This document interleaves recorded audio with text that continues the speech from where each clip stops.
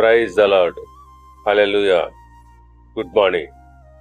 క్రీస్తునందు ప్రియులారా, ఈరోజు దేవుని వాగ్దానము యెషయా గ్రంథము 54వ అధ్యాయము 17వ వచనము. నీకు విరోధముగా రూపింపబడిన ఏ ఆయుధమును వర్తిల్లదు. ప్రియులారా, నీకు విరోధముగా శత్రువులు ఎన్ని కుట్రలు చేసినా అవి నిలవవని ఈ వాక్యము చెప్పుతున్నది.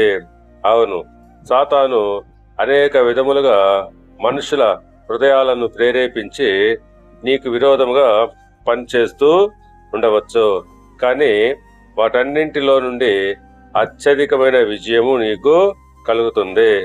అందును బట్టి అపోస్తలుడైన పౌలు గారు అంటున్నారు, రోమీయులకు రాసిన పత్రిక 8వ అధ్యాయము 37వ వచనం ప్రకారంగా, ఆయనను మనలను ప్రేమించిన వాని ద్వారా మనము వీటన్నింటిలో అత్యధిక విజయము పొందుతున్నాము.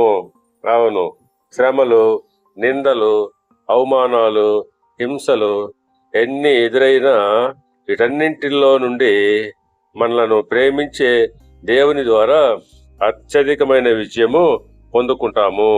కనుక ప్రియులారా, సాతాను కల్పించే ప్రతి విధమైనటువంటి కుట్రల్లో నుండి ఆయన నిన్ను తప్పించును.